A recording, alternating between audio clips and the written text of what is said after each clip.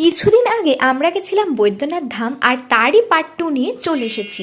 হ্যাঁ, প্রথমে ট্রেন থেকে নেমে একটা অটো বুক করে নিই এবং পৌঁছে যাই নিজেদের গন্তব্যস্থলে।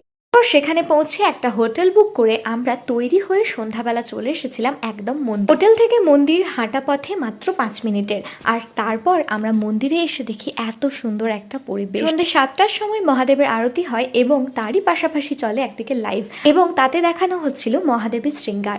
আর সেটা দেখতে তো বেশ ভালোই লাগছে। যিনি আমাদের পান্ডা ছিলেন উনি আগেই আমাদের জানিয়ে দিয়েছিলেন যে সকালবেলার তুলনায় সন্ধ্যাবেলা ভিড় অনেকখানি মন্দিরে কম থাকে, তাই সেই দিন আমাদের সন্ধ্যাবেলাতেই উনি দর্শন করতে যেতে বলেন।